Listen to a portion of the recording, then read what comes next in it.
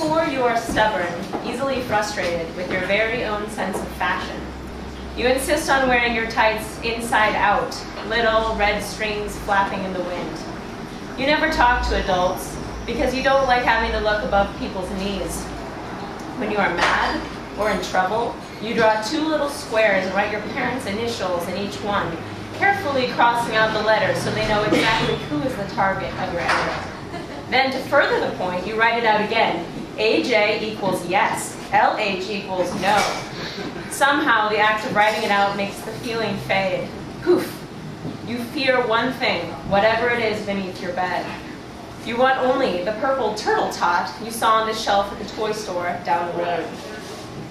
At age 10, you are pudgy, a bit tall for your age, with hair that you never bothered to cut and preferred not to brush. You hide Little House on the Prairie inside your cedar ream at Sunday school. With that book between your legs, you wear that itchy blue knit dress with the puffy sleeves, wishing you could have stayed home to rake the lawn with your dad. You like how fragile the falling leaves are and how, if you touch them, they shatter into tiny pieces.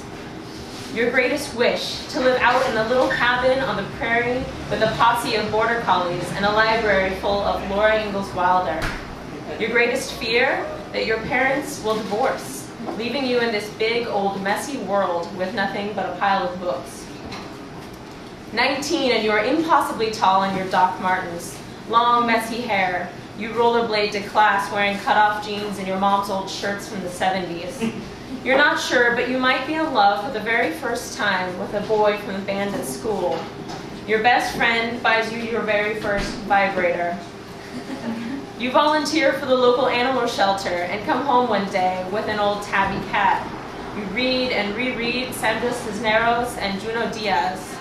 Secretly, you wish you were born in another country. Your latest fear is what you will have to do when you finish your degree, but that's a few years away yet. So really the only worry that consumes you the most is how to prolong college as long as possible. You want more than anything to be unique, but you don't know how to do that without being like everyone else in Berkeley. Here you are at 30. You finally cut your hair and you're less pudgy, but not quite as thin as you once were. You have eyeglasses for the computer, but secretly you wish you can wear them all the time. You work for a nonprofit organization that raises money for schools in Myanmar. You have a degree in philosophy, but spend most of your day on the phone or writing emails. You sometimes wonder, just how many letters did Laura Ingalls Wilder have to write? Your greatest desire? The bicycle messenger who delivers to your office every Wednesday morning, who you believe will be there when you find the perfect job, the one that pays you to travel the world solving looming social issues, all the while guaranteeing 3, no 4 weeks of paid vacation that you spend camping across country.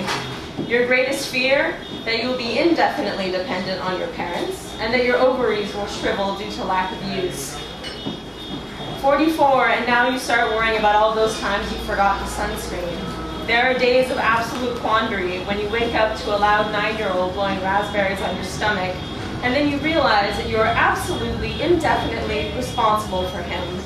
You blink often, push back the glasses on your nose, wipe the sweat from the back of your neck, and organize chore charts in the kitchen. You wonder often if you settled for what you have, or if what you have is what requires you to settle for everything else. You married that man across the table from you, the one with the receding hairline and that impossibly optimistic grin.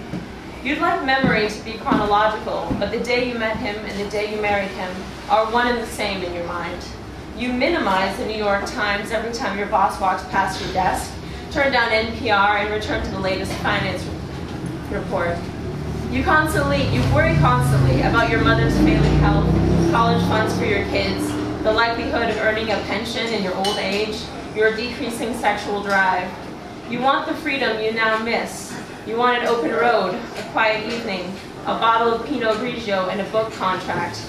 You worry about how much you want, and if you're allowed to want anything, now that you are responsible for smaller people with desires just as big.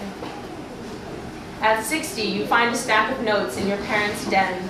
They are nearly as old as you. First, you find the yes notes. Some of them even feature stick drawings of your mother and you. She'd kept them all and had even put little heart stickers on the ones she liked best. You stop what you're doing, Put your hand to your chest, and you remember your mother as best you can. You remember the red tights, the time she read Farm Boy out loud until you fell asleep, the toast she gave at your wedding, the turtle tot she gave you for Christmas. You miss her suddenly, with a strength that knocks you down. You give yourself a minute. Rearrange the notes in a neat pile. And then, just as you're getting up to leave the room and perhaps all the memories inside it, you find the no notes. She kept them too. You worry that she only remembered the no's and want so much to have a stack of yeses all your own someday. And now you are 75, fine lines parting your brows, hips still sore from the walk up the hill. You were said to have retired years ago, and yet you know the truth. You've never stopped working. You volunteer at the public library and sometimes at the local clinic. Your husband quit teaching a while back and now spends most of the time in the garden. You have a little savings, but what you do have, you spend on your children.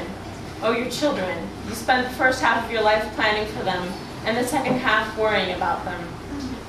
You remember your desires over the years and the fears that mirrored them, and one by one, they disappear. Poof! One day, while taking a bubble bath in the early afternoon, you envision each bubble as a different worry. Divorce? Poof! Debt? Poof! Unrequited love? Poof! Poof! One by one, you shatter them all until there's just one left. Loneliness. You watch as it raises high up above your head, over your aging bones as they lay retired in the water, and pops with relish in the air above you.